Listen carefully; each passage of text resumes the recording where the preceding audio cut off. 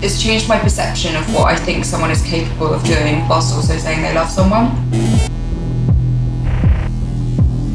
It might not be the case that everybody's seen your pictures, but in your head, everybody's seen those pictures. I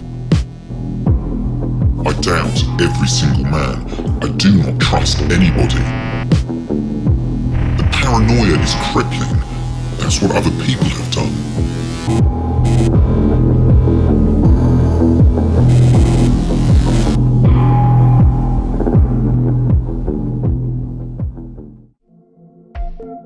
My name is Yinka Bokinni, and I'm looking into the murky topic of revenge porn. Most have heard of it. Some of us have even been warned to not send nudes. But how much do we really understand about it? In 2015, a new law to stop revenge porn was passed in the United Kingdom, not only raising public awareness, but also landing over 200 prosecutions in the first year. To understand more, I am travelling to meet survivor and activist Falami Priye. After her own experience, Falami decided to set up an organisation called VOIC, standing for Victims of Internet Crime. So Falami, how did you set up VOIC? Okay, so VOIC basically stands for Victims of Internet Crime. It came about when I was a victim. It's like a platform where people can come, get advice. Once they make contact with me, I build that relationship with them and I will help them through the process because obviously I've gone through it. So I don't mind anybody who wants to talk to me. They can contact me anytime. It doesn't matter. I work a full-time job, but I will give the time to anybody because I know what it's like to be in that state. When I went through that, there wasn't a revenge porn law. There was nothing in place. There was nobody I can go to. The police didn't know how to take my photographs down. I had to do it myself. You know what I mean? So there was no support mechanism at all.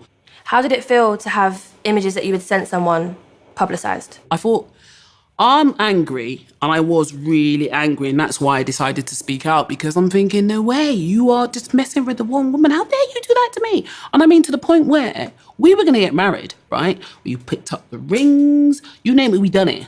And what would you say to people who say, you know, the age-old, well, if you don't want it out there, don't put it... It's a rhetoric that irritates me, to say the least. I've never said to people, do not take the pictures. Who am I to tell you, another person, don't take the pictures, and I take pictures myself? To me, it's about understanding the what can happen if you do.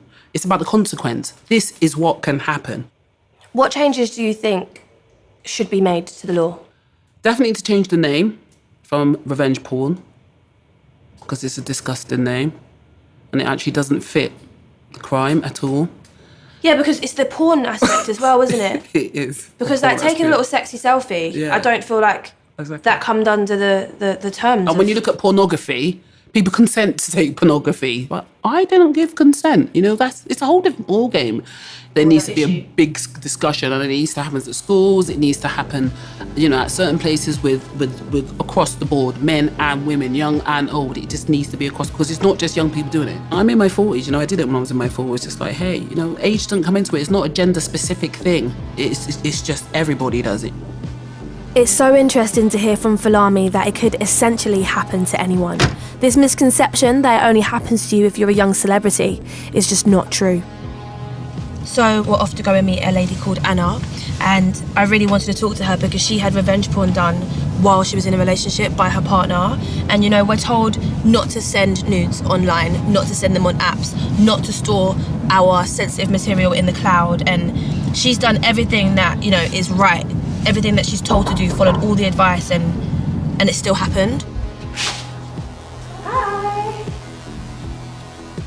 So can you start by telling me what happened? So I was in a relationship with a guy, like he was my boyfriend for a year, and it ended because I sort of found out he'd been cheating on me, but there was also revenge porn. Like, he had been sending photos and videos of me, like having sex with him or naked or whatever that I'd sent to him, to like other women.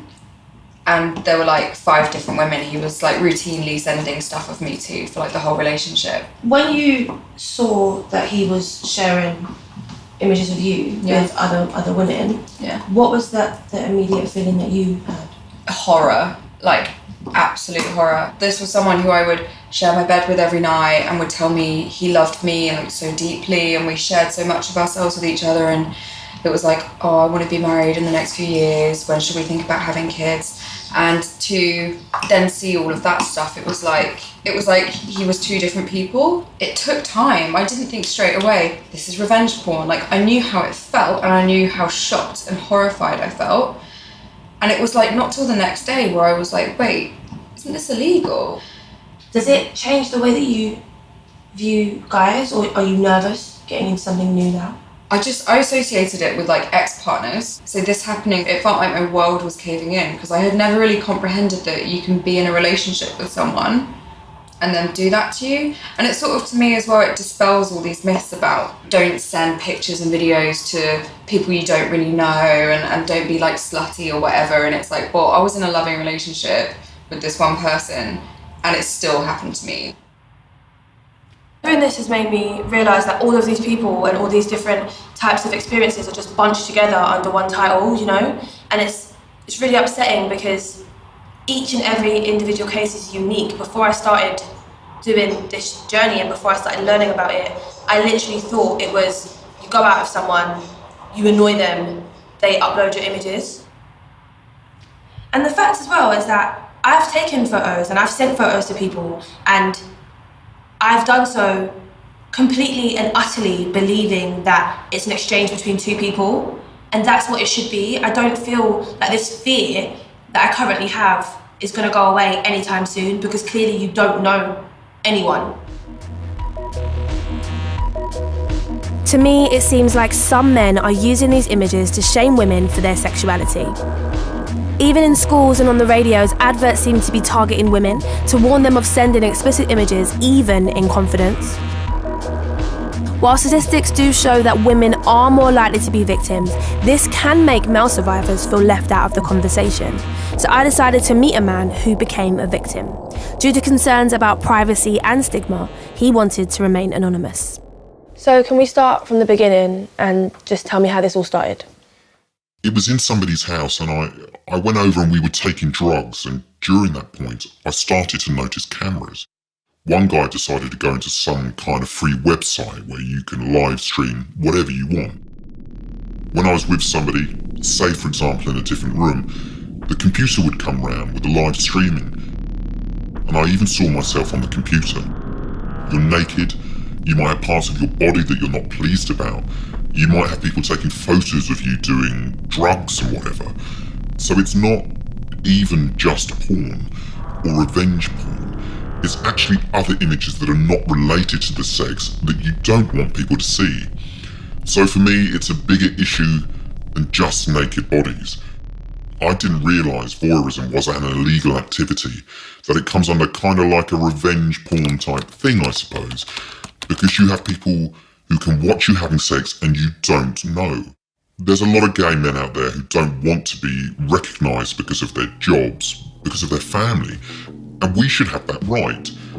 I think like anybody should have that right. We need to get it out there that we should be able to have sex with whoever we want, however we want, without fear of being shamed. While listening to all of these stories, I've been struck by the lack of consent. To me, it feels like we're talking about digital sexual assault. Unsure of whether or not that was a thing, I decided to journey down to Anglia Ruskin University to chat with Dr. Tanya Horek. Tanya and Anglia Ruskin University are specialists in research on digital violence. So I wanted to find out if this was a new problem brought about by improvement and access to modern technology. In the digital age, images of sexualized and gendered violence circulate in public spaces in a way that I don't think I ever could have predicted when I initially began researching the topic. Do you think that this is a historic problem or a new age issue? Well, although the digital delivery of these images is new, the misogynistic treatment and the circulation of misogynistic images of women has a really long history, unfortunately. So it's nothing new in that regard. What is new is the forms of digital delivery. Anyone can be a victim of so-called revenge porn or image-based sexual abuse, although it is a gendered crime and the majority of victims do tend to be women. I think it's 95%. So when it comes to the name, the term revenge porn, is there a problem with that? The term revenge porn is actually quite problematic. First of all, the notion of porn has certain connotations that I think are quite misleading and not very helpful. Second of all, the idea of revenge is equally problematic because when you use the term revenge, it seems to suggest that the victims are somehow responsible for the images of themselves circulating online. And there's this idea that whoever is the victim of the crime shouldn't have allowed these nude photos to be taken in the first place. And that's not helpful.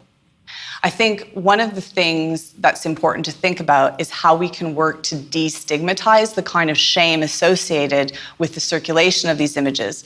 However, that's very hard to do in a culture that objectifies women in the way that it does. In your opinion, can the internet also be used as a tool of resistance? Yes, and this is a point that I think is very important, is that although a lot of violence against women and a lot of harm comes to women because of digital culture, at the same time, digital technology provides feminists, girls, women with the tools to fight back against this kind of misogynistic violence. So you have the rise of hashtag activism, where feminists go online and say, no, we're not going to stand for this. They call out men who have perpetrated crimes. They name them, they shame them. And that is important, and that is a real shift from when I first started researching rape. It can seem that we're in this watershed moment, but I do wonder about the extent to which real structural change is happening, because you still see so many cases where there isn't any legal retribution in terms of rape charges. Yeah, so that does worry me. Something can go viral, and someone can tweet about it, and it can seem like change is happening, but to what extent is real structural change happening? It was really exciting to hear from Tanya about how the internet can be harnessed as a force for good. But for structural change, you may need legal impetus.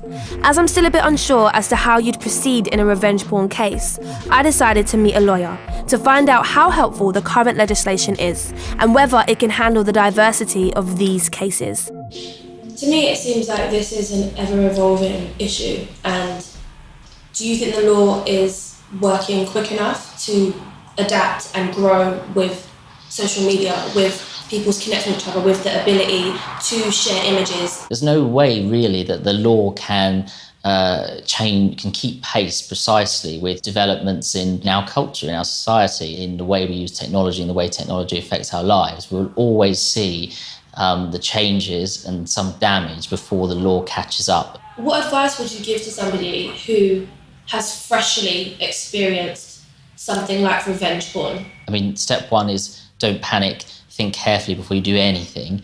And I would say, if possible, go to a solicitor and try and get some advice, even if it's only advice that you get about what your options are. So not everybody can afford to go the legal route. Is there any place they can go to find solace?